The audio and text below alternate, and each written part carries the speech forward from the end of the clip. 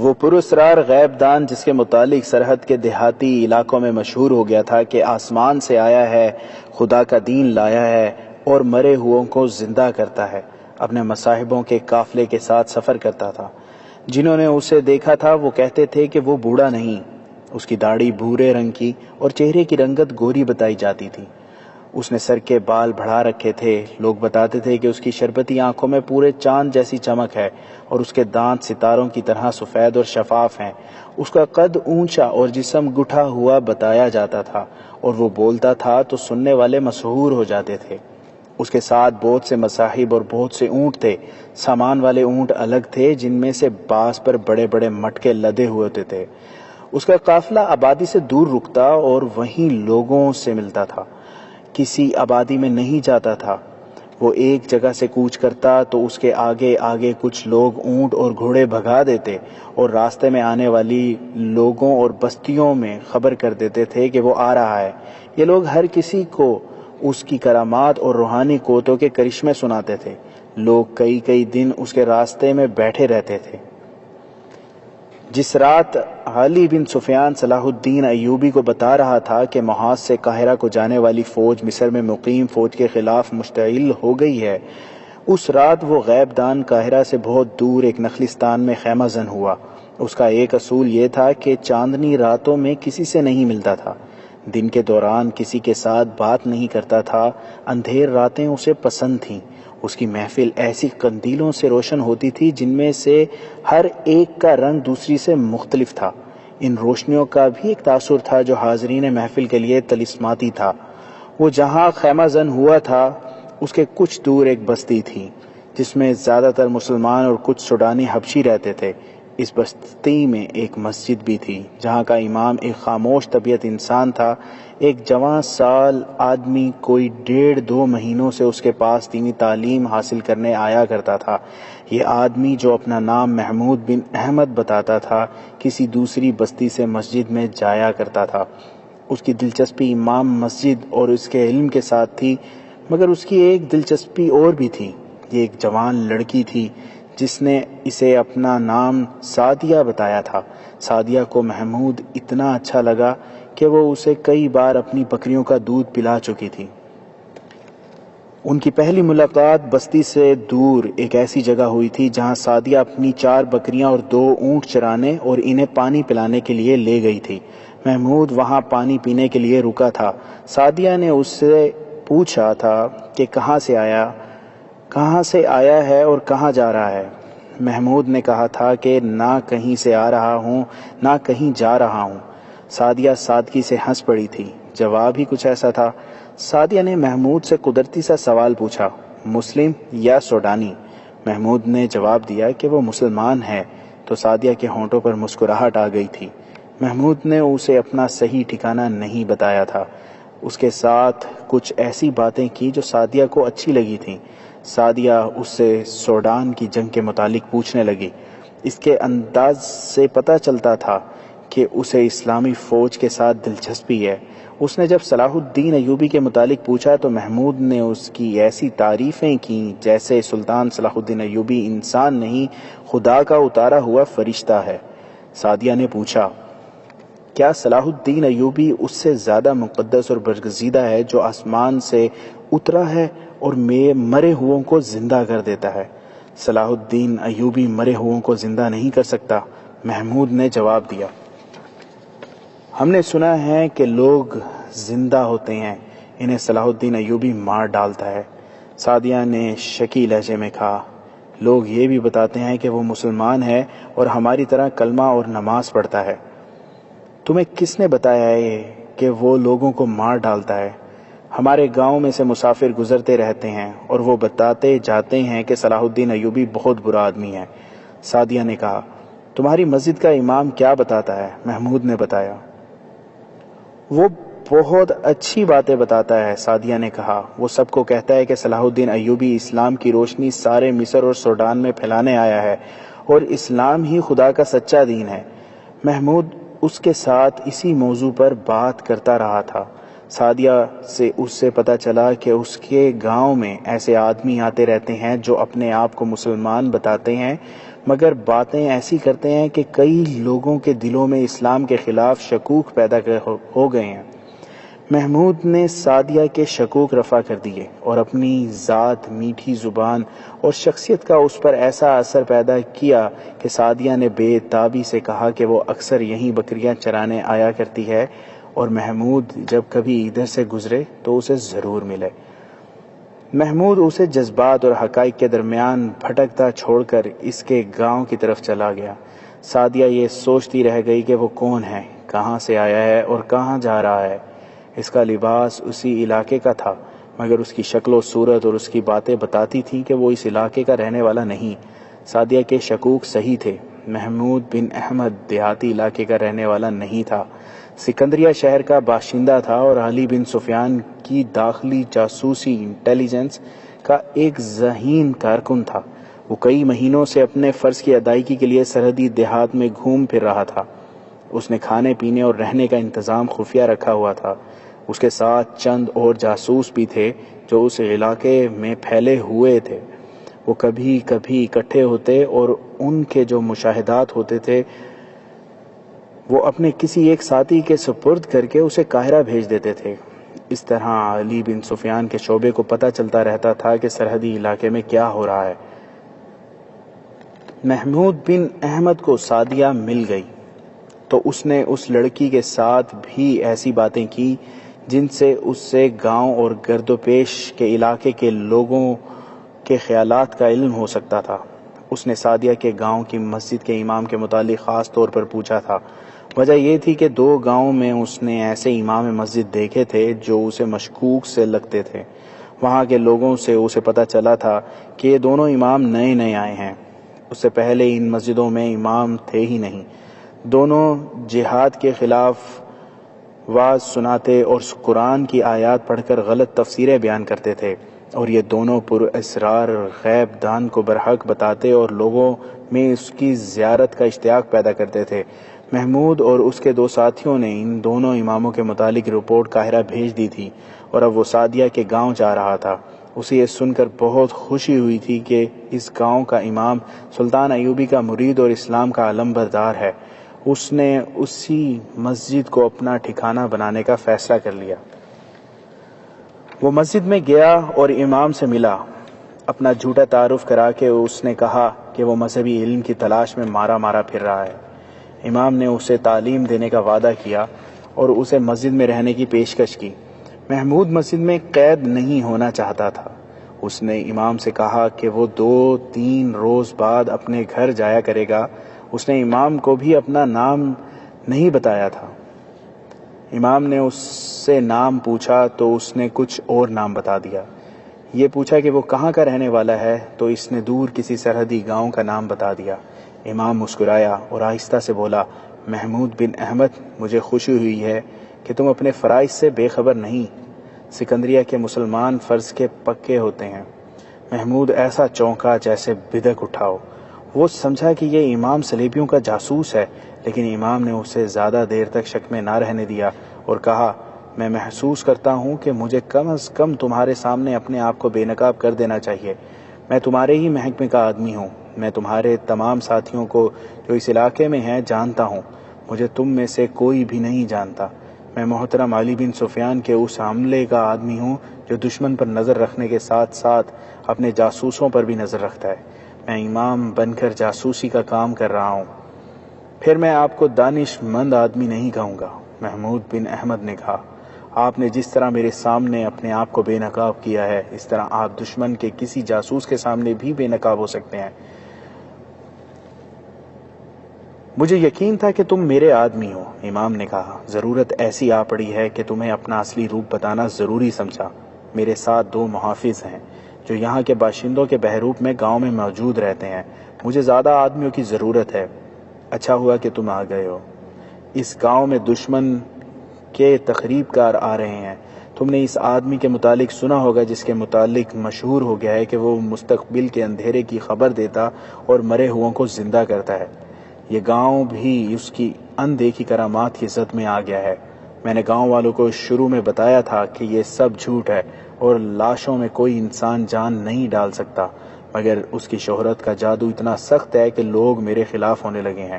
میں سنبھل گیا کیونکہ میں اس مسجد سے نکلنا نہیں چاہتا۔ مجھ ایک اڈے اور ٹھکانے کی ضرورت ہے۔ یہاں کے گمراہ کیے ہوئے لوگوں کو اسلام کا سیدھا راستہ بھی دکھانا ہے۔ 15-20 روز گزرے، رات کو 2 آدمی میرے پاس آئے۔ میں اکیلا تھا، ان دونوں کے چہروں پر نقاب تھے۔ انہوں نے مجھے دھمکی دی کہ میں یہاں سے چلا جاؤں۔ میں نے انہیں کہا کہ میرا اور کوئی ٹھکانہ نہیں۔ انہوں نے کہا کہ اگر یہاں رہنا چاہتے ہو تو درس بند کر دو اور اس کی باتیں کرو جو آسمان سے آیا ہے اور خدا کا سچا مذہب لایا ہے۔ میں دونوں کا مقابلہ کر سکتا تھا، ہتھیار ہر وقت اپنے پاس رکھتا ہوں، لیکن میں لڑ کر، قتل کر کے یا قتل ہو کر اپنا فرض پورا نہیں کر سکتا تھا۔ میں نے عقل سے کام لیا اور انہیں یہ تاثر دیا کہ آج سے وہ مجھے اپنا آدمی سمجھیں۔ انہوں نے کہا کہ اگر وہ ان کی باتوں پر عمل کرے گا تو اسے ایک انعام ملے گا کہ اسے قتل نہیں کیا جائے گا، اور دوسرا یہ کہ اسے اشرفیاں دی جائیں گی۔ پھر آپ نے اپنے واضح اور خطبے کا رنگ بدل دیا ہے؟ محمود نے پوچھا۔ کسی حد تک، امام نے جواب دیا۔ میں اب دونوں قسم کی باتیں کرتا ہوں۔ مجھے اشرفیوں کی نہیں، اپنی جان کی ضرورت ہے۔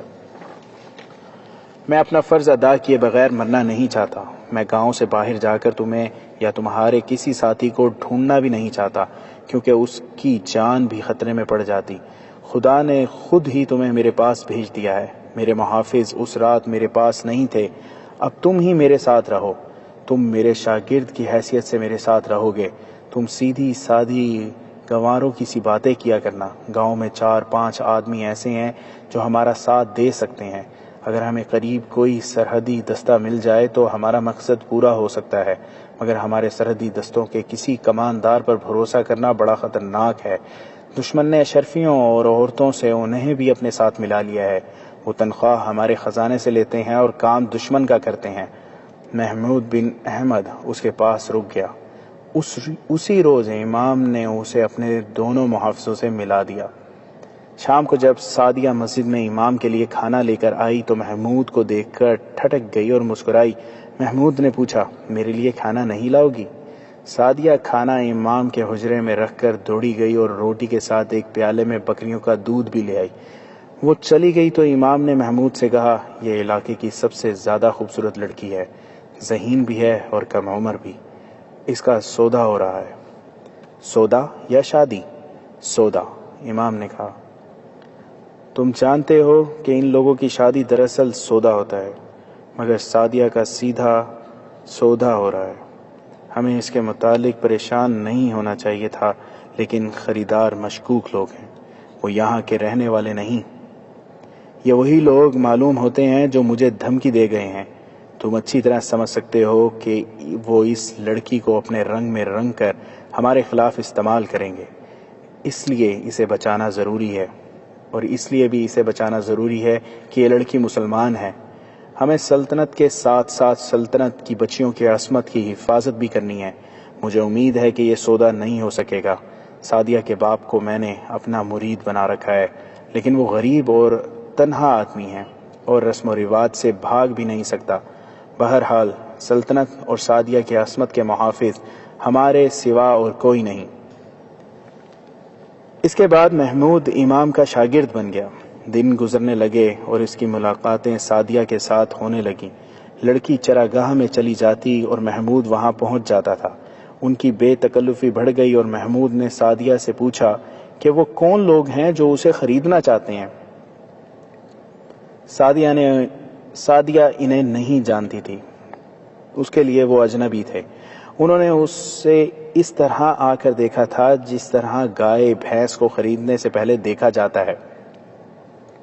سعدیہ کو اچھی طرح معلوم تھا کہ وہ کسی کی بیوی نہیں بنے گی۔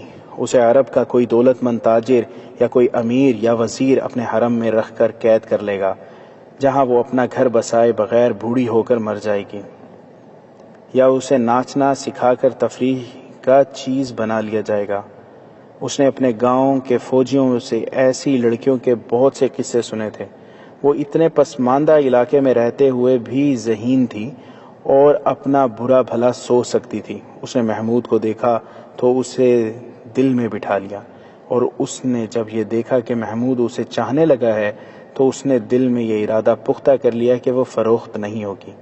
وہ جانتی تھی کہ خریداروں سے بچنا اس کے لیے ممکن نہیں۔ ایک روز اس نے محمود سے پوچھا، تم مجھے خرید نہیں سکتے؟ خرید سکتا ہوں، محمود نے کہا، لیکن میں جو قیمت دوں گا وہ تمہارے باپ کو منظور نہیں ہوگی۔ کتنی قیمت دو گے؟ میرے پاس دینے کے لیے اپنے دل کے سوا کچھ بھی نہیں، محمود بن احمد نے جواب دیا۔ معلوم نہیں تم دل کی قیمت جانتی ہو یا نہیں۔ اگر تمہارے دل میں میری محبت ہے تو میرے لیے یہ قیمت بہت زیادہ ہے، سعدیہ نے کہا۔ تم ٹھیک کہتے ہو کہ میرے باپ کو یہ قیمت منظور نہیں ہوگی، لیکن میں تمہیں یہ بتا دوں کہ میرا باپ مجھے بیچنا بھی نہیں چاہتا۔ اس کی مجبوری یہ ہے کہ وہ غریب ہے اور اکیلا ہے، میرا کوئی بھائی نہیں۔ میرے خریداروں نے میرے باپ کو دھمکی دی ہے کہ اس نے ان کی قیمت قبول نہ کی تو وہ مجھے اغوا کر لیں گے۔ تمہارا باپ اتنی زیادہ قیمت کیوں قبول نہیں کرتا؟ محمود نے پوچھا۔ لڑکیوں کو بیچنے کا تو یہاں رواج ہے۔ باپ کہتا ہے کہ وہ لوگ مسلمان نہیں لگتے، سعدیہ نے کہا۔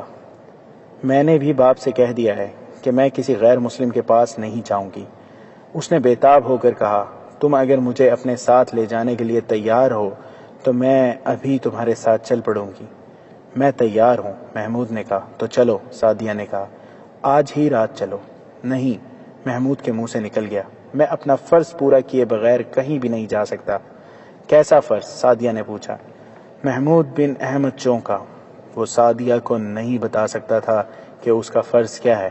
اس نے منہ سے نکلی ہوئی بات پر پردہ ڈالنے کی کوشش کی، مگر سعدیہ اس کے پیچھے پڑ گئی۔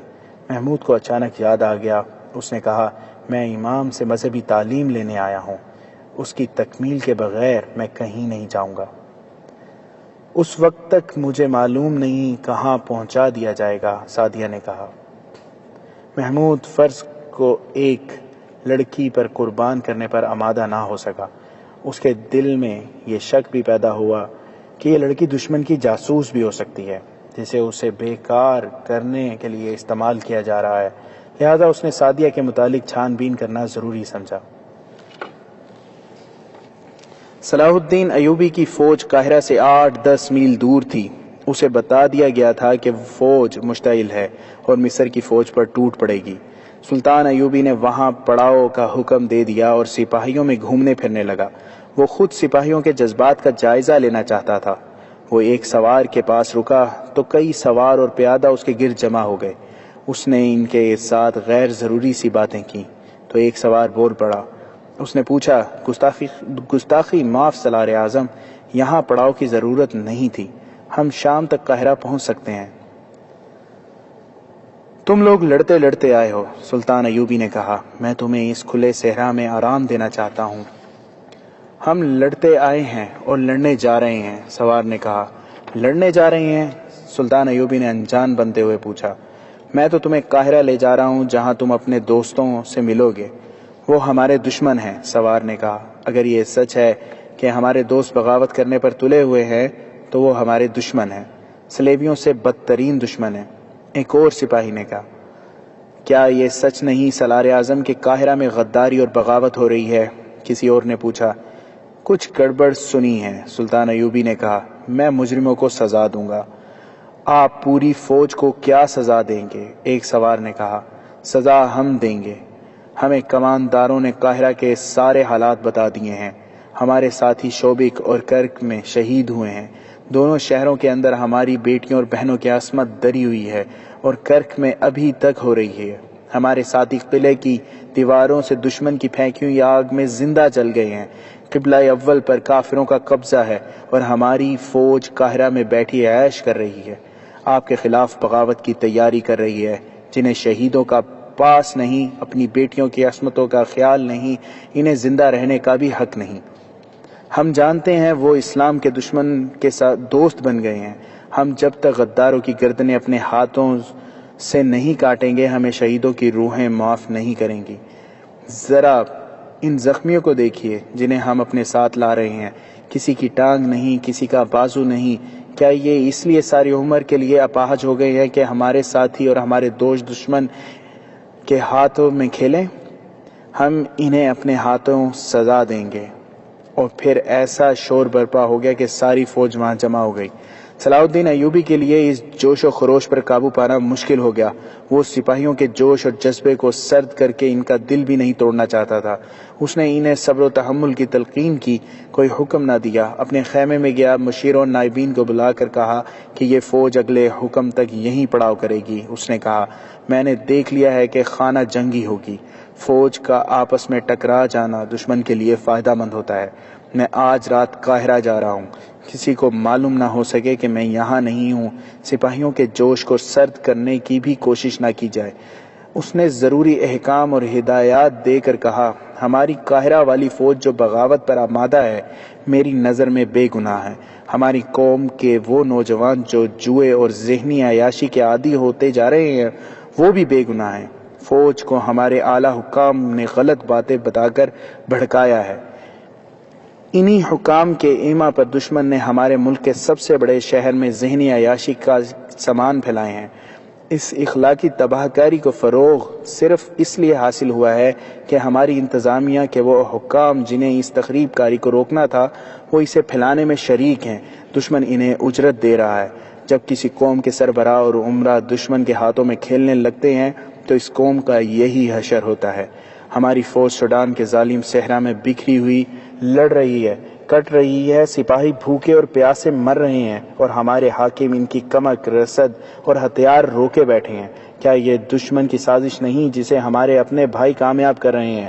اس سے دشمن کا ایک فائدہ اٹھا رہا ہے کہ تقی الدین اور اس کے وہ عسکری جو جذبہ جہاد سے لڑ رہے ہیں وہ مر رہے ہیں اور نوبت ہتھیار ڈالنے تک آ گئی ہے۔ اور دوسرا فائدہ یہ کہ ہماری قوم کو بتایا جائے گا کہ یہ دیکھو تمہاری فوج شکست کھا گئی ہے کیونکہ یہ اسی قابل تھی۔ ہمارے بعض بھائی مصر کی عمارت پر قابض ہونے کے خواب دیکھ رہے ہیں۔ وہ سب سے پہلے فوج کو قوم کی نظروں میں رسوا اور ذلیل کرنا چاہتے ہیں تاکہ وہ من مانی کر سکیں۔ مجھے عمارت کے ساتھ چپکے رہنے کی کوئی خواہش نہیں۔ اگر میرے مخالفین میں سے کوئی مجھے یہ یقین دلا دے کہ وہ میرے عزم کو پایا تکمیل تک پہنچائے گا تو میں اس کی فوج میں سپاہی بن کر رہوں گا۔ مگر ایسا کون ہے؟ یہ لوگ اپنی باقی زندگی بادشاہ بن کر گزارنا چاہتے ہیں، خواہ دشمن کے ساتھ ساز باز کر کے بادشاہی ملے، اور میں اپنی زندگی میں قوم کو اس مقام پر لانا چاہتا ہوں جہاں وہ اپنے دین کے دشمنوں کے سر پر پاؤں رکھ کر بادشاہی کرے۔ ہمارے ان لالچی اور غدار حاکموں کی نظر اپنے حال پر، اپنے آج پر ہے، میری نظر قوم کے مستقبل پر ہے۔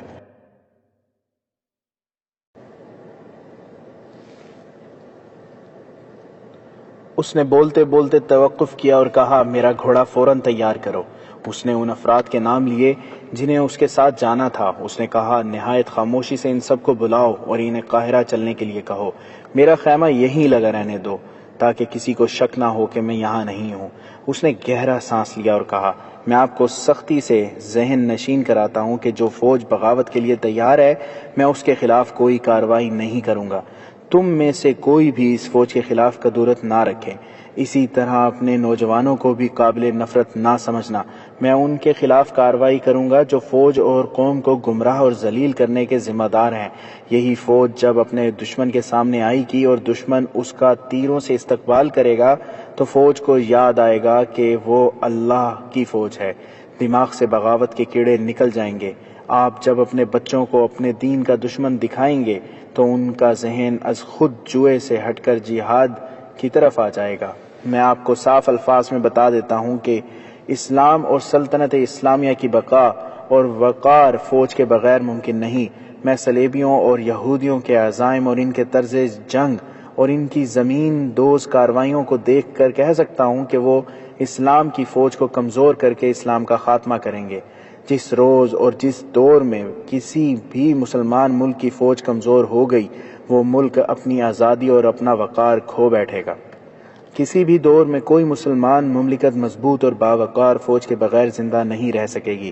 ہمارا آج کا غلط اقدام اسلام کے مستقبل کو تاریک کر دے گا۔ میں نہیں کہہ سکتا کہ آنے والی نسلیں ہماری لغزشوں، ناکامی اور کامیابیوں سے فائدہ اٹھائیں گے یا نہیں۔ امیر مصر، ایک مشیر نے کہا، اگر ہمارے بھائی غداری کے فن میں ہی مہارت حاصل کرتے رہے تو آنے والی نسلیں غلام ہوں گی۔ انہیں معلوم ہی نہیں ہوگا کہ آزادی کسے کہتے ہیں اور قومی وقار کیا ہے۔ ہمارے کیا ہمارے پاس اس کا کوئی علاج ہے؟ قوم کا ذہن بیدار کرو، سلطان ایوبی نے کہا، قوم کو رعایا نہ کہو۔ قوم کا ہر فرد اپنی جگہ بادشاہ ہوتا ہے، کسی بھی فرد کو قومی وقار سے محروم نہ کرو۔ ہمارے عمرا اور حاکموں میں چونکہ بادشاہ اور خلیفہ بننے کا جنون سوار ہے، اس لیے وہ قوم کو رعایا بنا کر اسے اپنے اقتدار کے استحکام کے لیے استعمال کرنا چاہتے ہیں۔ یاد رکھو، قوم جسموں کا مجموعہ نہیں جسے تم مویشیوں کی طرح ہانکتے پھرو۔ قوم میں دماغ بھی ہے، روح بھی ہے اور قومی وقار بھی ہے۔ قوم کی ان خوبیوں کو ابھارو تاکہ قوم خود سوچے کہ اچھا کیا اور برا کیا ہے، اچھا کون اور برا کون ہے۔ اگر قوم محسوس کرے کہ صلاح الدین ایوبی سے بہتر امیر موجود ہے جو سلطنت اسلامیہ کے تحفظ کے ساتھ اسے سمندروں سے پار بھی وسعت دے سکتا ہے، تو قوم کا کوئی بھی فرد مجھے راستے میں روک لے اور جرت سے کہے کہ صلاح الدین ایوبی تم یہ مسند خالی کر دو، ہم نے تم سے بہتر آدمی ڈھونڈ لیا ہے۔ قوم میں یہ سوچ بھی اور جرت بھی اور مجھ میں فرعونیت نہ ہو کہ اپنے خلاف بات کرنے والے کی گردن مار دوں۔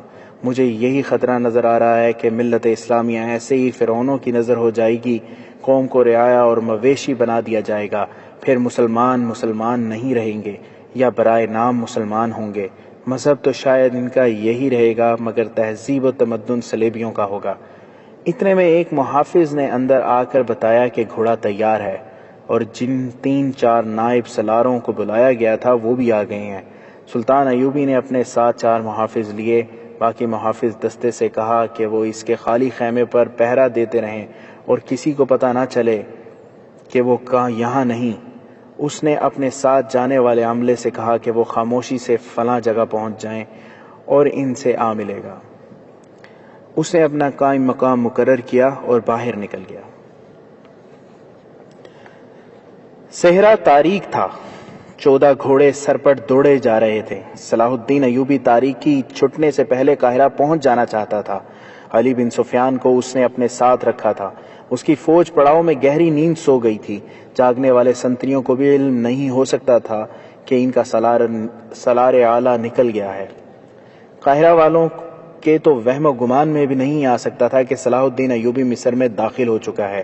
رات کا پچھلا پہر تھا جب سلطان ایوبی کا قافلہ قاہرہ میں داخل ہوا۔ اسے کسی سنتری نے نہ روکا، وہاں کوئی سنتری تھا ہی نہیں۔ سلطان ایوبی نے اپنے ساتھیوں سے کہا، یہ ہے بغاوت کی ابتدا۔ شہر میں کوئی سنتری نہیں، فوج سوئی ہوئی ہے، بے پرواہ، بے نیاز، حالانکہ ہم 2 محافظوں پر لڑے رہے ہیں اور دشمن کے حملے کا خطرہ ہر لمحہ موجود ہے۔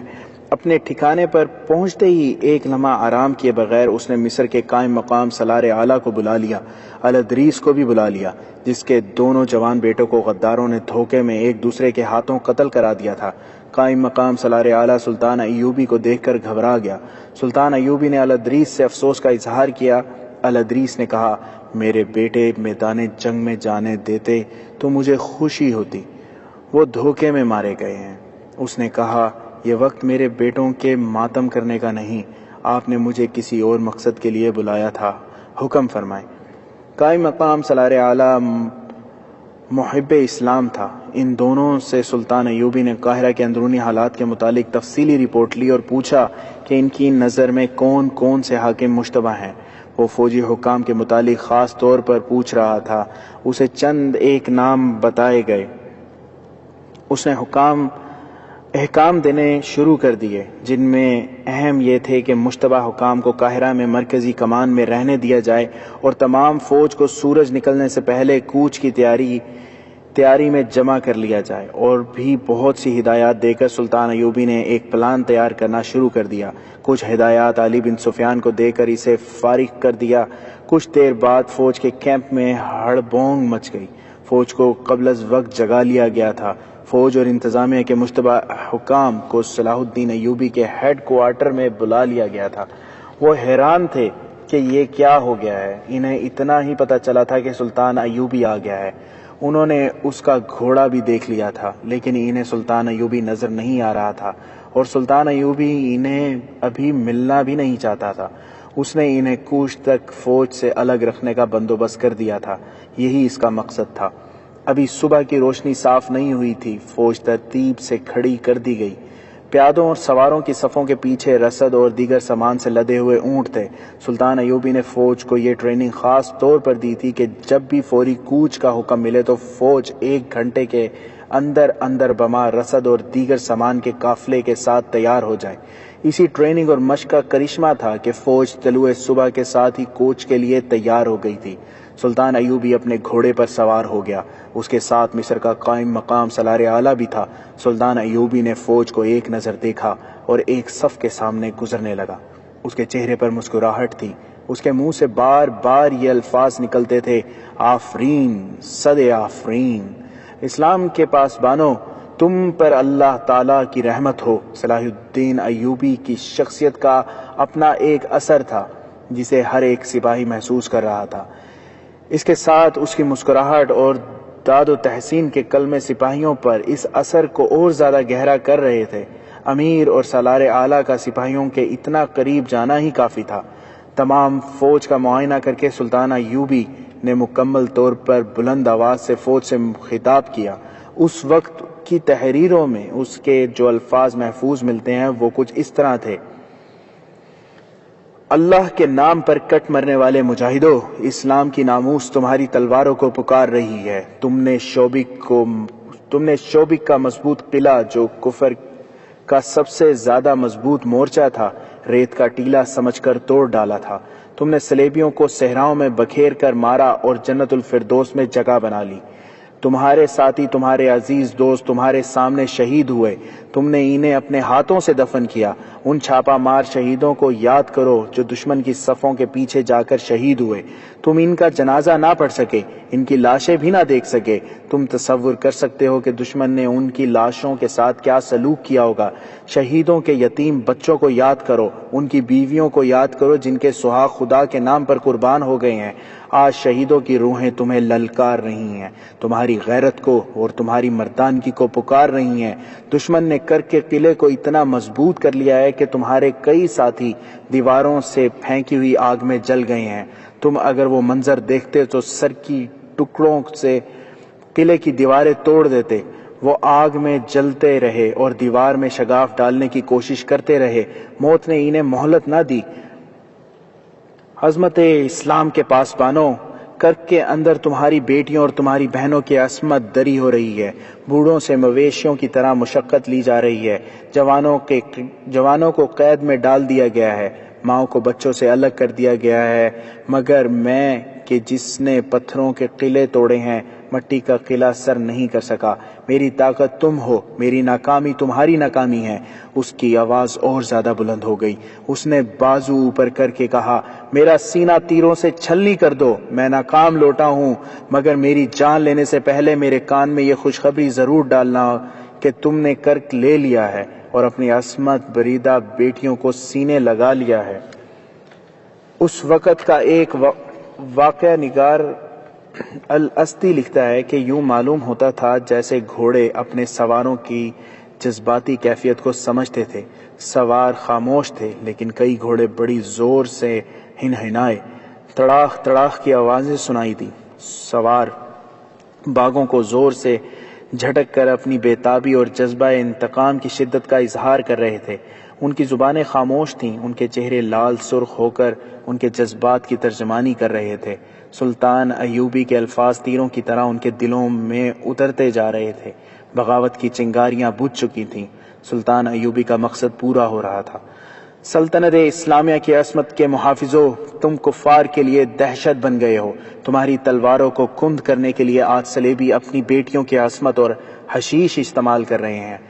تم نہیں سمجھتے کہ صلیبی اپنی ایک بیٹی کی عصمت لٹا کر 1000 مجاہدین کو بیکار کر دیتے ہیں اور اپنے علاقوں میں اپنی ایک بیٹی کے بدلے ہماری 1000 بیٹیوں کو بے آبرو کرتے ہیں۔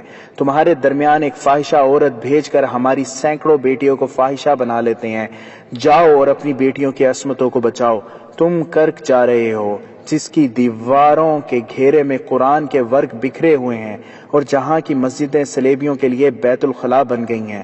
وہ صلیبی جو تمہارے نام سے ڈرتے ہیں آج تم پر کہکے لگا رہے ہیں۔ شوبک تم نے لیا تھا اور کرک بھی تم ہی لوگے۔ سلطان ایوبی نے فوج پر یہ الزام عائد نہیں کیا کہ وہ گمراہ ہو گئی ہے اور بغاوت پر آمادہ ہے۔ اس نے کسی کے خلاف شک و شبہ کا اشارہ بھی نہیں کیا۔ اس کی بجائے فوج کے جذبے اور غیرت کا ایسا للکار اس نے پیدا کی کہ فوج جو حیران تھی کہ اسے اتنی سویرے کیوں جگایا گیا ہے، اب اس پر حیران تھی کہ اسے کرک کی طرف کوچ کا حکم کیوں نہیں دیا جاتا۔ تمام تر فوج مشتعل ہو گئی تھی۔ سلطان ایوبی نے اعلیٰ اور ادنا کمانڈروں کو بلا لیا اور انہیں کوچ کے متعلق ہدایات دیں۔ کوچ کے لیے کوئی اور راستہ بتایا۔ راستہ اس راستے سے بہت دور تھا جس پر محاذ کی فوج آ رہی تھی۔ کوچ کرنے والی فوج کے ساتھ سلطان ایوبی نے اپنے وہ کمانڈر بھیج دیے جنہیں وہ اپنے ساتھ لایا تھا۔ انہیں اس نے خفیہ طور پر ہدایات دی تھیں۔ فوج کو جب کوچ کا حکم ملا تو سپاہیوں کے نعرے قاہرہ کے در و دیوار کو ہلانے لگے۔ سلطان ایوبی کا چہرہ جذبات کی شدت سے دہک رہا تھا۔ جب فوج اس کی نظروں سے اوجھل ہو گئی تو اس نے ایک قاصد کو پیغام دے کر اس پڑاؤ کی طرف روانہ کر دیا جہاں محاذ سے آنے والی فوج رکی ہوئی تھی۔ قاصد کو بہت تیز جانے کو کہا گیا۔ پیغام یہ تھا کہ پیغام ملتے ہی فوج کو قاہرہ کے لیے کوچ کرا دیا جائے۔ فاصلہ 8-10 میل تھا۔ قاصد جلدی پہنچ گیا۔ اسی وقت کوچ کا حکم مل گیا۔ غروب آفتاب کے بعد فوج کے ہر اول دستے قاہرہ میں داخل ہو گئے۔ ان کے پیچھے باقی فوج بھی آ گئی۔ اسے رہائش کے لیے وہی جگہ دی گئی جہاں گزشتہ رات تک کوچ کر جانے والی فوج قیام پذیر تھی۔ سپاہیوں کو کمانڈروں نے بتانا شروع کر دیا کہ پہلی فوج کو محاذ پر بھیج دیا گیا ہے۔ آنے والی فوج بھڑکی ہوئی تھی۔ علی بن سفیان نے انہیں ٹھنڈا کرنے کا انتظام کر رکھا تھا۔ سلطان ایوبی نے دانش مندی سے فوجی بغاوت کا خطرہ بھی ختم کر دیا اور خانہ جنگی کا امکان بھی نہ رہنے دیا۔ اس نے اعلیٰ کمانڈروں کو بلا لیا اور اس فوجی حاکم کو بھی بلا لیا جو سرحدی دستوں کا ذمہ دار تھا۔ اس نے یہ معلوم کر کے کہ سرحد پر کتنے دستے ہیں اور کہاں کہاں ہیں، اتنی ہی نفری کے دستے تیار کر کے الگ صبح مطلوبہ جگہوں کو بھیجنے کا حکم دیا۔ اسے بتایا جا چکا تھا کہ سرحدی دستے ملک سے غلہ اور فوجی ضروریات کا دیگر سامان باہر بھیجنے میں دشمن کی مدد کر رہے ہیں۔ سلطان صلاح الدین ایوبی نے ان دستوں کے کمانڈروں کو خصوصی احکامات دیے اور سرحد سے واپس آنے والے پرانے دستوں کے متعلق اس نے حکم دیا کہ انہیں قاہرہ میں لانے کی بجائے باہر سے ہی محاذ پر بھیج دیا جائے۔ سعدیہ دونوں وقت مسجد میں امام کو کھانا دینے جاتی تھی۔ محمود بن احمد شاگرد کی حیثیت سے مذہب کی تعلیم حاصل کر رہا تھا۔ وہ اس چراگاہ میں بھی چلا جایا کرتا تھا جہاں سعدیہ بکریاں چرایا کرتی تھی۔ وہاں ٹیلے بھی تھے۔ جگہ سرسبز تھی کیونکہ وہاں پانی تھا۔ جگہ گاؤں سے ذرا دور تھی۔ سعدیہ اب محمود کو اپنا محافظ سمجھنے لگی تھی اور اسے یقین ہو گیا تھا کہ محمود اسے کافروں کے قبضے میں جانے سے بچا لے گا، مگر محمود اس کی یہ بات نہیں مانتا تھا کہ وہ اسے فوراً گاؤں سے لے جائے۔ سعدیہ نے اس سے یہ بھی کہا تھا کہ وہ اسے اپنے گاؤں چھوڑ آئے اور یہاں آ کر تعلیم مکمل کر لے۔ محمود اسے بتا نہیں سکتا تھا کہ اس کا گاؤں مصر کے دوسرے سرے پر ہے جہاں وہ اتنی جلدی نہیں جا سکتا۔ اس نے اپنے جاسوسی کے فن کے مطابق یہ یقین کر لیا تھا کہ سعدیہ دشمن کی اعلیٰ کار نہیں۔ اگر محمود کے راستے میں فرض حائل نہ ہوتا تو وہ کبھی کا سعدیہ کو وہاں سے لے جا چکا ہوتا۔ فرض کے علاوہ وہ امام مسجد اسی کے محکمے کا افسر تھا جس کی موجودگی میں وہ اپنے فرض میں کوتاہی نہیں کر سکتا تھا۔ امام نے اسے یہ بھی کہا تھا کہ وہ اس کے ساتھ رہے۔ اس کا کہنا حکم کی حیثیت رکھتا تھا۔ ایک روز اچانک گاؤں میں رونق آ گئی۔ کچھ اجنبی صورتیں نظر آنے لگیں۔ ہر کسی کی زبان پر ایک ہی کلمہ تھا، وہ آ رہا ہے، وہ آسمان سے آیا ہے، مرے ہوئوں کو زندہ کرنے والا آ رہا ہے۔ گاؤں کا ہر فرد بہت ہی خوش تھا۔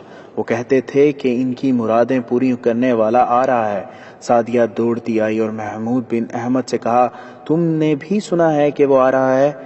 تم جانتے ہو میں اس سے کیا مانگوں گی؟ میں اسے کہوں گی کہ محمود مجھے فوراً یہاں سے لے جائے، پھر تم مجھے لے جاؤ گے۔ محمود کچھ بھی جواب نہ دے سکا۔ اس نے ابھی تک اس پراسرار آدمی کو نہیں دیکھا تھا جسے لوگ پیغمبر تک کہتے تھے۔ محمود کی ڈیوٹی کے علاقے میں وہ پہلی بار آ رہا تھا۔ اس کی کرامات اور معجزوں کی کہانیاں اس علاقے میں کبھی کی پہنچ چکی تھیں۔ محمود باہر نکل گیا تو اجنبی لوگوں میں سے اسے اپنے دو ساتھی جاسوس نظر آئے۔ ان کا علاقہ کوئی اور تھا۔ محمود نے ان سے پوچھا کہ وہ اس کے علاقے میں کیوں آ گئے ہیں، تو انہوں نے بتایا کہ وہ اس غیب دان کو دیکھنے آئے ہیں، مگر وہ جاسوسوں کی حیثیت سے نہیں آئے تھے بلکہ اس سے پوری طرح متاثر تھے۔ انہوں نے اس کی کرامات کسی جگہ دیکھی تھیں جو انہوں نے محمود کو ایسے انداز سے سنائی کہ وہ مرعوب ہو گیا۔ یہ دونوں اس غیب دان کو برحق سمجھنے لگے تھے۔ محمود نے سوچا کہ علی بن سفیان کے تربیت یافتہ جاسوس جس سے متاثر ہو جائیں وہ برحق ہو سکتا ہے۔ محمود اس سرسبز جگہ کی طرف چلا گیا جہاں سعدیہ بکریاں چرانے اور اونٹ چرانے کے بہانے سے اسے ملا کرتی تھی، مگر وہاں کچھ اور ہی گہما گہمی تھی۔ اسے دور ہی دو آدمیوں نے روک دیا اور کہا کہ خدا کا بھیجا ہوا پیغمبر آ رہا ہے، یہ جگہ اس کے لیے صاف کی جا رہی ہے، وہ یہیں قیام کرے گا۔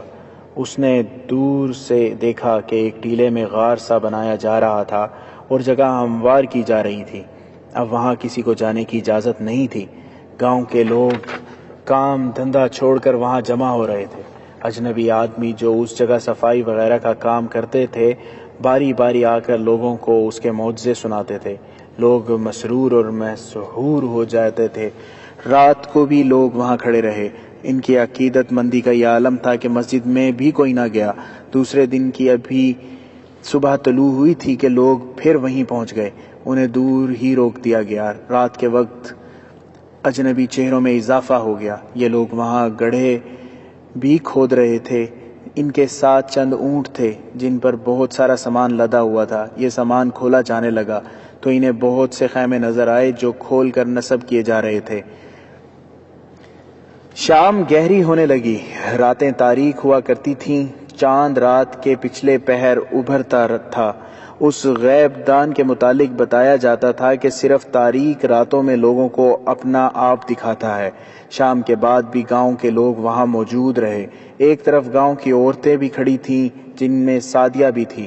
جو جگہ آنے والے کے لیے صاف کی جا رہی تھی وہاں مشعل جل رہی تھی۔ دو آدمی ان چند لڑکیوں کے پیچھے سے آئے جن میں سعدیہ تھی۔ لڑکیاں انہیں دیکھ نہ سکیں۔ سامنے سے 3-4 آدمی آئے، یہ اجنبی لوگوں میں سے تھے۔ لڑکیوں کے قریب آ کر انہوں نے لڑکیوں سے کہا، تم یہاں سے جاتی کیوں نہیں؟ اور وہ لڑکیوں کو ڈرانے کے لیے ان کی طرف دوڑے۔ لڑکیاں بھاگ اٹھی اور بکھر گئیں۔ کسی نے پیچھے سے سعدیہ کے اوپر کمبل پھینکا۔ 2 مضبوط بازوؤں نے اسے کمر سے دبوچ لیا۔ ایک ہاتھ سے کسی نے اس کا منہ بند کر دیا۔ اسے کندھے پر اٹھا کر کوئی دوڑ پڑا۔ ایک تو تاریکی تھی اور دوسرے لڑکیاں بھاگ گئی تھیں، اس لیے کوئی بھی نہ دیکھ سکا کہ سعدیہ کو کوئی اٹھا لے گیا ہے۔ دوسری صبح جیسے طوفان آ گیا ہو، گاؤں کے لوگ چراگاہ کی طرف دوڑ پڑے۔ ایک ہجوم چلا آ رہا تھا۔ اس کے آگے آگے 16-17 اونٹ تھے۔ ہر اونٹ پر نہایت خوبصورت پالکی تھی۔ ہر پالکی کے پردے گرے ہوئے تھے۔ وہ ان میں سے کسی پالکی میں تھا۔ آگے آگے ڈف اور شہنائیاں بج رہی تھیں۔ بعض لوگ وجد آفریں کی گونج میں کچھ گنگناتے آ رہے تھے۔ اونٹوں کی گردنوں سے لٹکتی ہوئی بڑی بڑی گھنٹیوں کا ترنم اس موسیقی کا حصہ معلوم ہوتا تھا۔ ہجوم میں کوئی شور شرابہ نہیں تھا، ہر کسی پر تقدس کا رعب طاری تھا۔ یہ مریدوں اور عقیدت مندوں کا جلوس تھا جو معلوم نہیں کہاں کہاں سے تھا، اس کے ساتھ چلے آ رہے تھے۔ ایسی فضا پیدا ہو گئی تھی جیسے پالکیوں والے اونٹ آسمان سے اتر رہے ہوں۔ یہ قافلہ سرسبز جگہ چلا گیا۔ وہاں ٹیلے زیادہ تھے۔ ایک جگہ بہت سے خیمے نصب کر دیے گئے تھے۔ ان میں ایک خیمہ خاصا بڑا تھا۔ تمام لوگوں کو دور ہٹا دیا گیا۔ پھر کوئی نہ دیکھ سکا کہ پالکیوں میں سے کون کون نکلا اور کہاں غائب ہو گیا۔ عقیدت مندوں کا ہجوم دور ہٹ کر بیٹھ گیا۔ سعدیہ کے گاؤں کے لوگ ان سے اس مقدس انسان کی باتیں سننے لگے۔ انسانی فطرت کی یہ خاصیت ہے کہ انسان جس قدر گنوار اور پسماندہ ہوتا ہے وہ اتنا ہی سنسنی پسند ہوتا ہے۔ وہ باتوں میں سنسنی پیدا کرنے کی کوشش کرتا ہے۔ یہی کیفیت وہاں پیدا ہو گئی تھی۔ امام بھی اسی ہجوم کو دیکھ رہا تھا اور محمود بھی۔ وہ ابھی کوئی رائے قائم نہیں کر سکتے تھے۔ انہیں قاہرہ سے یہ ہدایت ملی تھی کہ سرحدی علاقے میں کوئی نیا عقیدہ پھیلایا جا رہا ہے، اس کے متعلق تفصیلات معلوم کر کے بتاؤ کہ یہ کیا ہے اور اس کی پشت پناہی میں کون لوگ ہیں۔ قاہرہ کو ابھی کوئی تفصیلی اطلاع نہیں ملی تھی۔ اس کی سب سے بڑی وجہ یہ کہ جن علاقوں میں پر اسرار آدمی جا چکا تھا وہاں کے جاسوس بھی اس معجزوں سے مرعوب ہو گئے تھے۔ وہ اس کے خلاف کوئی بات منہ سے نکالنے سے ڈرتے تھے۔ سرحدی دستوں نے بھی ایسا ہی اثر قبول کیا تھا۔ اب اس امام کی باری تھی، اسے دیکھنا تھا کہ یہ سب کوئی ڈھونگ ہے، شعبدہ بازی یا کیا ہے۔ اس نے یہ دیکھ لیا تھا کہ لوگ اس کی صرف باتیں سن کر اتنے متاثر اور مرعوب ہو گئے تھے کہ انہوں نے مسجد میں جانا چھوڑ دیا تھا۔ وہ اس کی جھلک دیکھنے کو اس جگہ کے گرد بیٹھے تھے جہاں وہ اونٹ سے اتر کر کسی خیمے میں غائب ہو گیا تھا۔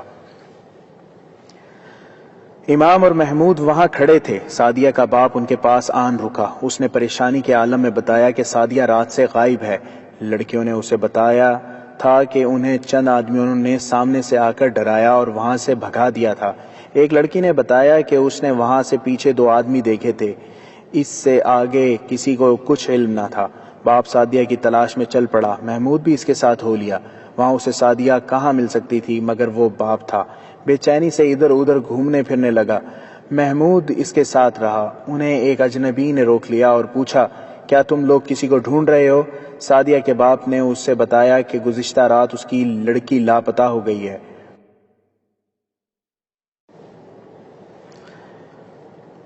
مجھے ابھی کسی نے بتایا ہے کہ تم اس لڑکی کے باپ ہو۔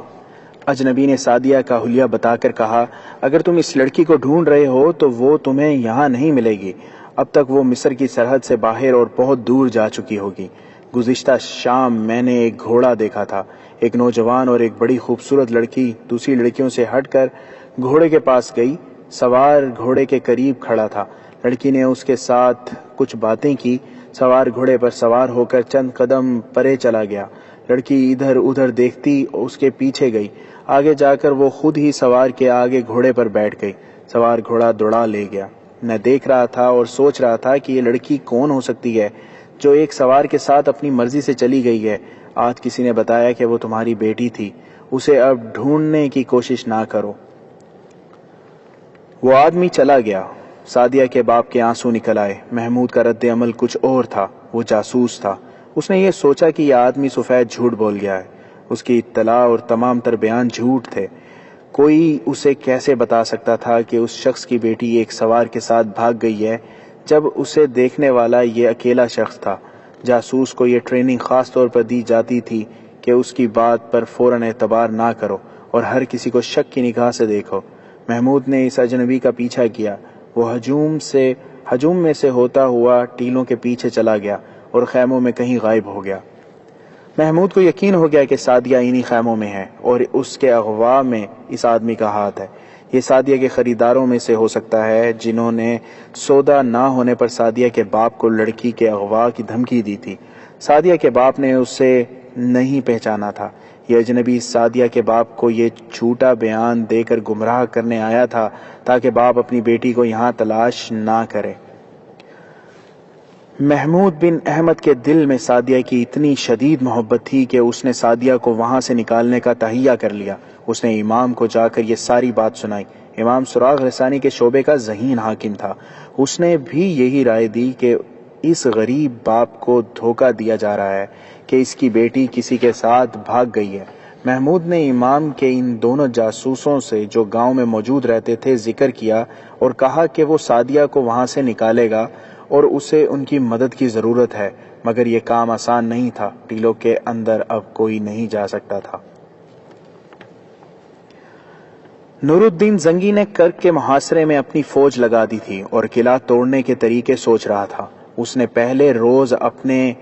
پہلے روز ہی اپنے کمانڈروں سے کہہ دیا تھا کہ جو قلعہ صلاح الدین ایوبی سر نہیں کر سکا وہ تم بھی آسانی سے سر نہیں کر سکو گے۔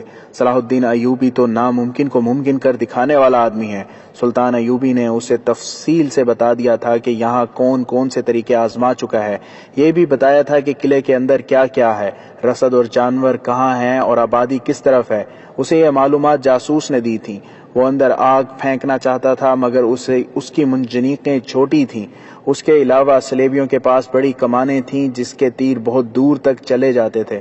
یہ تیر منجنیقوں کے قریب نہیں آنے دیتے تھے، اس لیے قلعے کے دروازے پر بھی آگ نہیں پھینکی جا سکتی تھی۔ مجاہدین کہیں سے قلعے کی دیوار توڑنے کی کوشش کرتے تھے تو اوپر سے سلیبی جلتی ہوئی لکڑیوں اور دہکتے کوئلوں کے ڈرم انڈیل دیتے تھے۔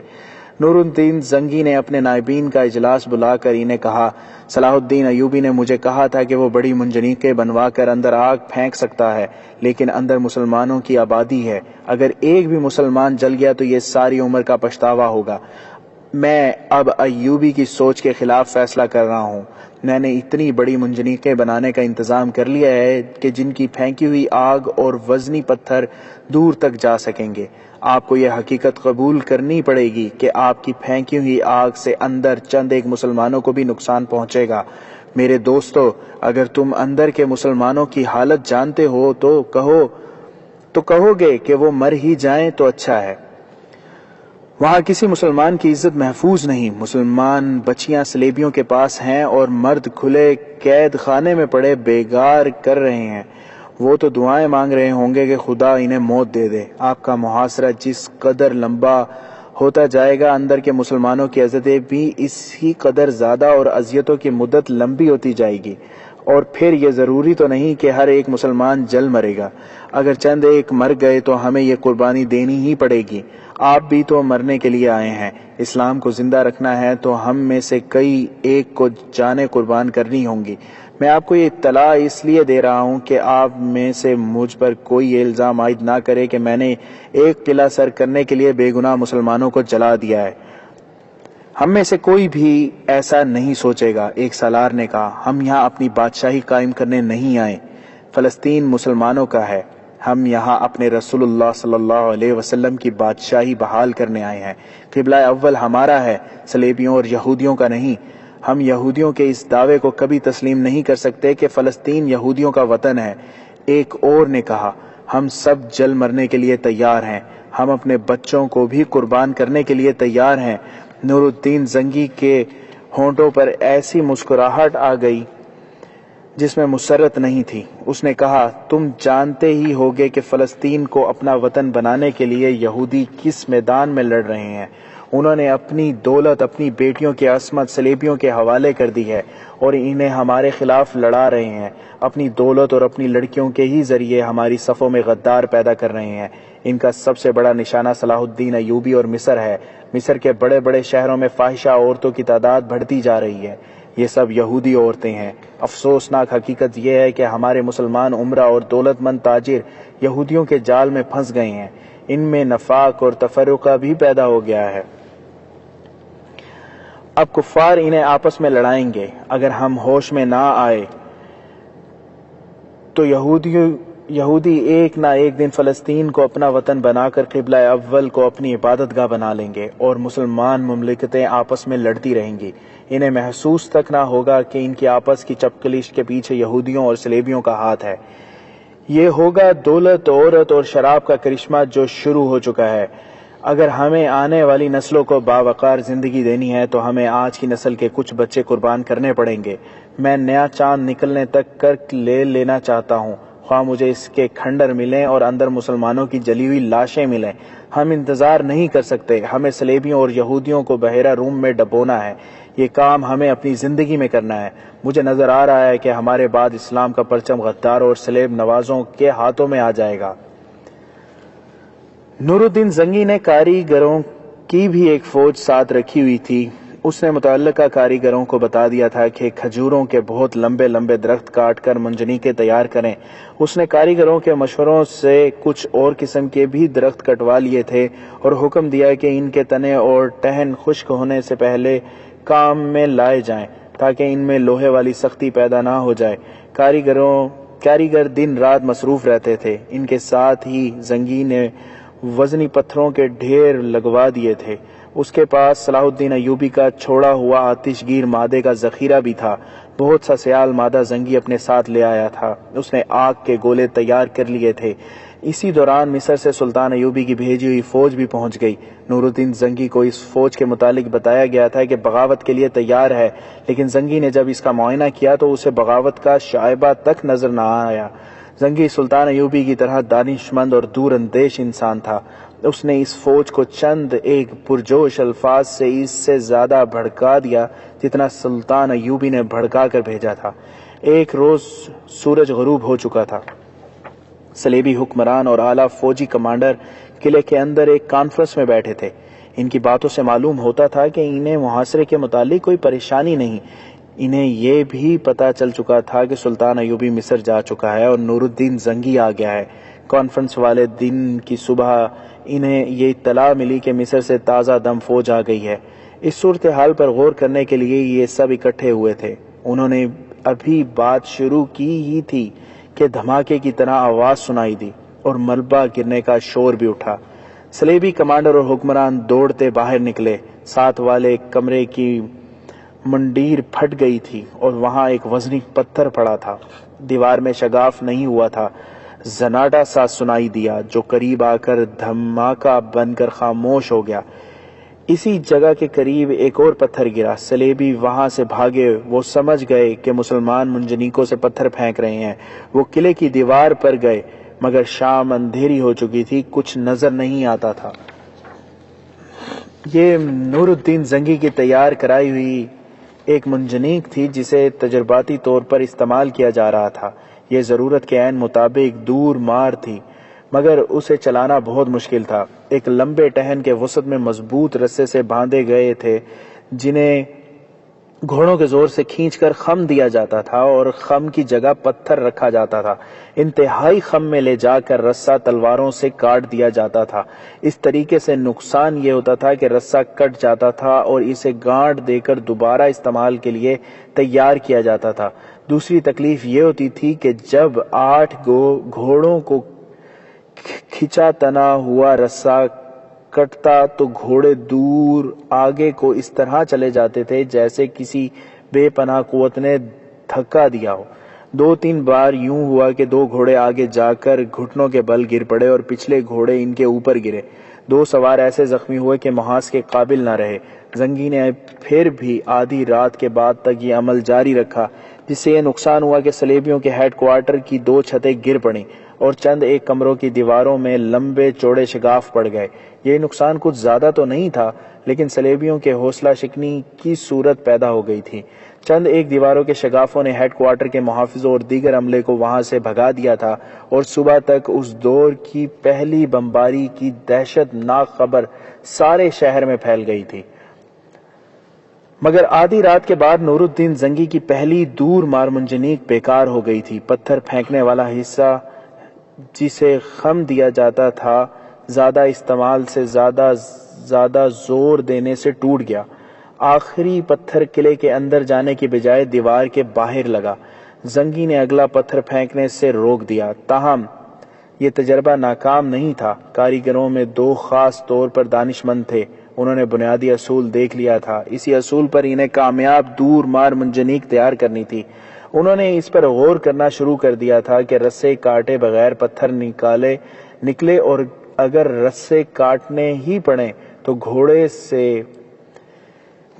سے پہلے تنے ہوئے رسوں سے آزاد کر دیے جایا کریں۔ نور الدین زنگی نے انہیں کہا کہ وہ جو کچھ بھی کریں وقت ضائع کیے بغیر کریں، دن رات سوچیں اور کام کریں۔ انہوں نے کام شروع کر دیا۔ اس کے ساتھ ہی زنگی نے تیر و کمان بنانے والے کاریگروں سے کہا وہ دور مار کمانیں تیار کریں۔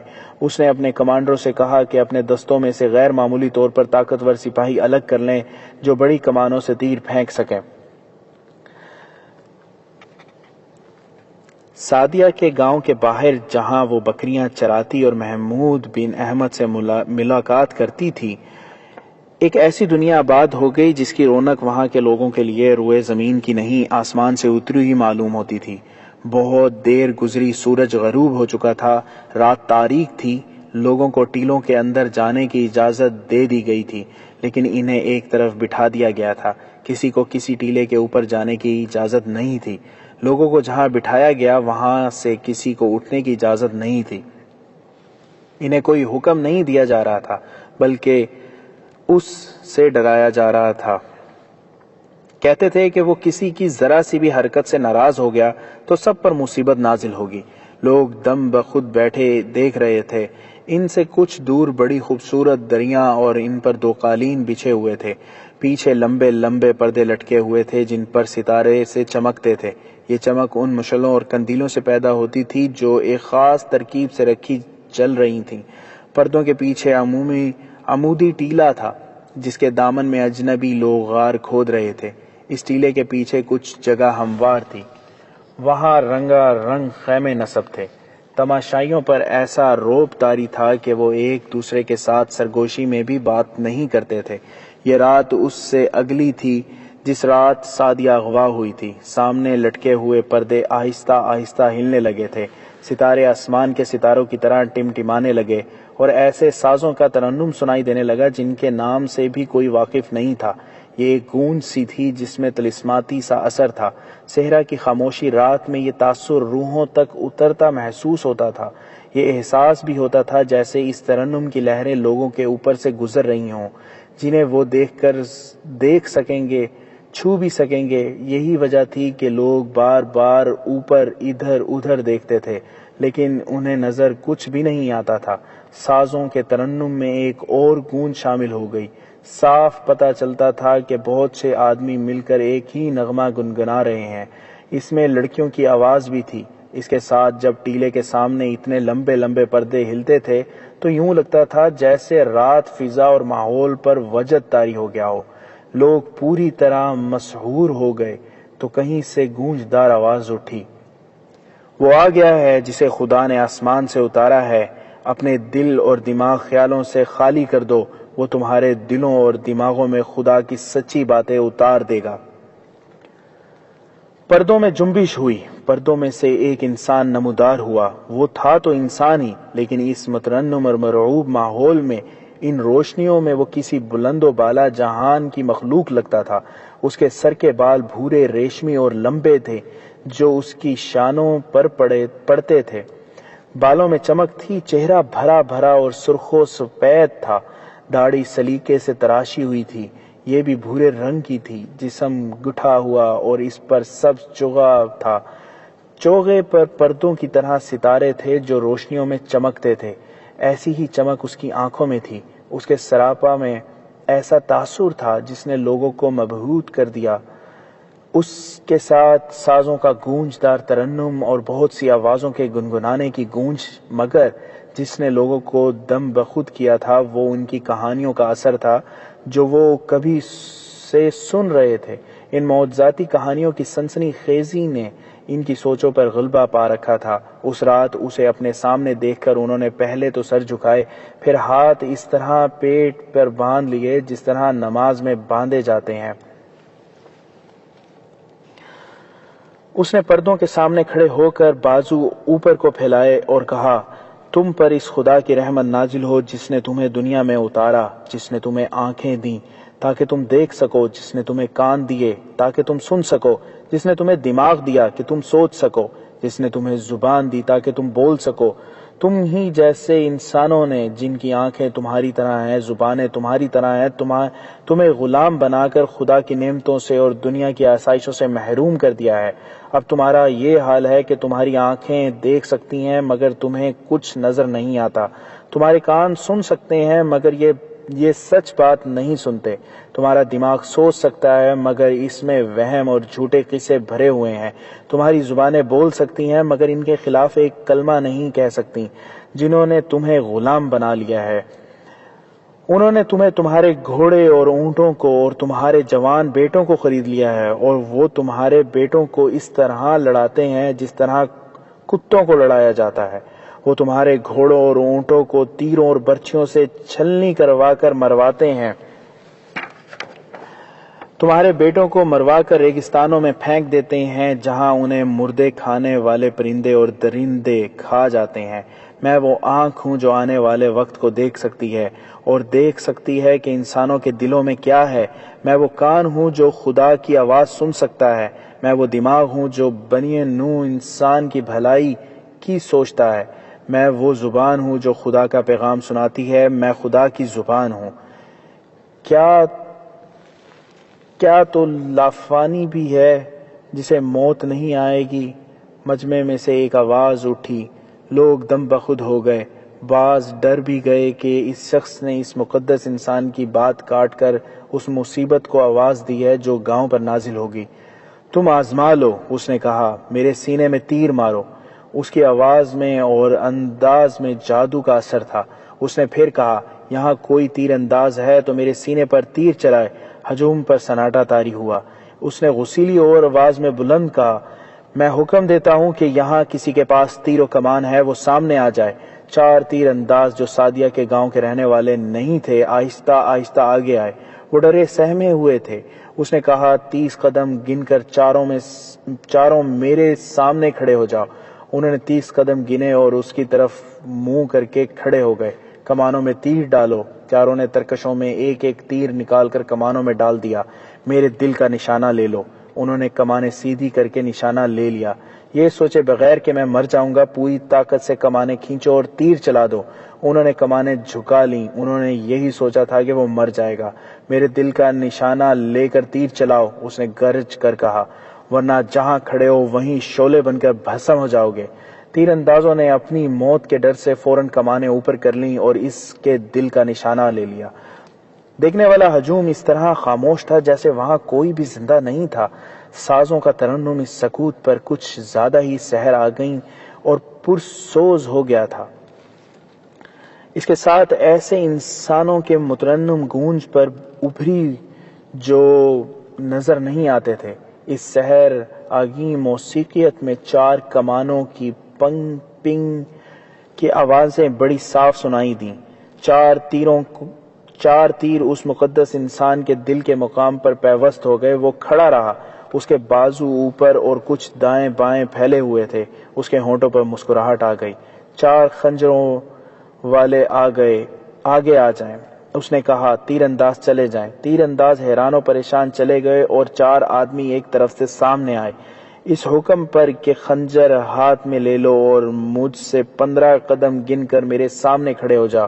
وہ اس سے 15 قدم دور جا کر کھڑے ہوئے۔ اس نے پوچھا، تم نشانے پر خنجر پھینکنا جانتے ہو؟ چاروں نے جواب دیا کہ وہ جانتے ہیں۔ اس نے کہا، چاروں اکٹھے میرے سینے میں خنجر مارو۔ چاروں نے پوری طاقت سے خنجر اس پر پھینکے۔ چاروں خنجر اس کے سینے میں لگے اور وہ وہیں رہے۔ خنجروں کی نوکیں اس کے سینے میں اتری ہوئی تھیں اور وہ کھڑا مسکرا رہا تھا۔ ہجوم سے آوازیں سنائی دینے لگی، آفرین آفرین، اس کے قبضے میں موت کے فرشتے ہیں۔ کیا اسے جواب مل گیا ہے؟ جس نے پوچھا کہ میں لافانی ہوں۔ اس نے پوچھا، ایک آدمی جو صحرائی لباس میں تھا دوڑتا ہوا آ گیا اور اس کے قدموں میں سجدہ ریز ہو گیا۔ اس نے جھک کر اسے اٹھایا اور کہا، جا، تجھ پر خدا کی رحمت ہو، تو پھر تو مردے میں بھی جان ڈال سکتا ہے۔ ایک بوڑھے دیہاتی نے آگے آ کر کہا، خدا نے مجھے ایک ہی بیٹا دیا تھا، وہ جوانی میں مر گیا ہے۔ مجھے کسی نے بتایا تھا کہ تو مرے ہوئوں کو زندہ کر دیتا ہے۔ میں اپنے بیٹے کی لاش اٹھا کر بہت دور سے آیا ہوں۔ میرے بڑھاپے پر رحم کر اسے زندہ کر دے۔ بوڑھا داڑیں مار مار کر رونے لگا۔ 4 آدمی کفن میں لپٹی ہوئی ایک لاش آگے لائے۔ لاش درخت کی ٹیڑھی ٹہنیوں کے بنے ہوئے سٹریچر پر پڑی تھی۔ انہوں نے لاش اس کے آگے رکھ دی۔ اس نے کہا، ایک مشعل لو، لاش کو اٹھاؤ اور تمام لوگوں کو دکھاؤ، کوئی یہ نہ کہے کہ یہ پہلے ہی زندہ تھا۔ لاش اب سب کے سامنے سے گزاری گئی۔ اس کے منہ سے کفن ہٹا دیا گیا تھا۔ ایک آدمی ہاتھ میں مشعل لیے ساتھ تھا۔ سب نے دیکھا کہ اس کا چہرہ لاش کی طرح سفید تھا، آنکھیں آدھی کھلی ہوئی اور منہ بھی آدھا کھلا ہوا تھا۔ سب نے لاش دیکھ لی تو اسے اس مقدس انسان کے سامنے رکھ دیا گیا۔ موسیقی کی لے بدل گئی اور پہلے سے زیادہ پرسوز ہو گئی۔ اس نے بازو آسمان کی طرف کیے اور بلند آواز سے پکارا، زندگی اور موت تیرے ہاتھ میں ہے، میں تیرے بیٹے کا بیٹا ہوں۔ تو نے اپنے بیٹے کو سولی سے اتارا اور مجھے صلیب کا تقدس عطا کیا تھا۔ اگر تیرا بیٹا اور اس کے صلیب سچی ہے تو مجھے قوت دے کہ میں اس بد نصیب بوڑھے کے بیٹے کو زندگی دے سکوں۔ اس نے جھک کر لاش کے کفن پر ہاتھ پھیرا، منہ سے کچھ بڑبڑایا، پھر لاش کے اوپر ہوا میں اس طرح دونوں ہاتھ پھیرے کہ اس کے ہاتھ کانپ رہے تھے۔ کفن پھڑپھڑانے لگا۔ مقدس انسان ہوا میں اس پر ہاتھ پھیرتا رہا۔ کفن اور زور سے پھڑپڑایا۔ بعض لوگ اس قدر ڈر گئے کہ ایک دوسرے کے قریب ہو گئے۔ عورتوں میں سے کسی عورت کی چیخ بھی سنائی دی۔ یہ منظر اس لیے بھی بھیانک بن گیا تھا کہ مردے کو زندہ کرنے والے کے سینے میں 4 تیر اور 4 خنجر اترے ہوئے تھے۔ کفن میں کچھ اور ہی حرکت ہوئی، لاش بیٹھ گئی۔ اس نے ہاتھ کفن سے باہر نکالے، ہاتھوں سے کفن میں سے چہرہ ننگا کیا اور کہیں مل کر کہا، کیا میں عالم میں پاک میں پہنچ گیا ہوں؟ نہیں۔ اسے زندہ کرنے والے نے سہارا دے کر اٹھایا اور کہا، تم اسی دنیا میں ہو جہاں تم پیدا ہوئے تھے، جاؤ اپنے باپ کے سینے سے لگ جاؤ۔ باپ نے دوڑ کر اپنے بیٹے کو بازوں میں لے لیا، بےتابی سے اس کا منہ چوم چوم کر اس نے زندہ کرنے والے کے آگے سجدہ کیا۔ لوگ جو بیٹھے ہوئے تھے اٹھ کھڑے ہوئے، وہ آپس میں خسر پسر کر رہے تھے۔ ان کے سامنے کفن میں لپٹی ہوئی لاش اپنے پاؤں پر چل رہی تھی، مردہ زندہ ہو گیا تھا۔ باپ نے اسے سارے ہجوم کے سامنے سے گزارا تاکہ سب دیکھ لیں کہ وہ زندہ ہو گیا ہے، لیکن میں اور کسی مردہ کو زندہ نہیں کروں گا۔ اس نے کہا، زندگی اور موت اللہ کے ہاتھ میں ہے، تم لوگوں کو صرف یہ دکھانے کے لیے کہ میں خدا کا ایلچی بن کر آیا ہوں، ابھی خدا سے اجازت لی ہے کہ تھوڑی سی دیر کے لیے مجھے طاقت دے دے کہ میں مرے ہوئے انسان میں جان ڈال سکوں۔ خدا نے مجھے طاقت دے دی۔ کیا تم جنگ میں مرے ہوئے سپاہی کو زندہ کر سکتے ہو؟ مجمع میں سے کسی نے پوچھا۔ نہیں، اس نے جواب دیا۔ جنگ میں مرنے والوں سے خدا اتنا زیادہ ناراض ہوتا ہے کہ انہیں دوسری زندگی نہیں دیتا، اگلے جہان وہ انہیں دوزخ میں آگ میں پھینک دیتا ہے۔ ہر مرد کسی کو قتل کرنے کے لیے پیدا نہیں کیا گیا، بلکہ اس لیے پیدا کیا گیا ہے کہ جس طرح اسے ایک باپ نے پیدا کیا اسی طرح وہ بھی کسی کا باپ بنے۔ اسی لیے تمہیں کہا گیا ہے کہ 4 بیویاں رکھو۔ مرد اور عورت کا یہی کام ہے کہ بچے پیدا کریں، اور جب بچے بڑے ہو جائیں تو ان سے بچے پیدا کریں۔ یہی عبادت ہے۔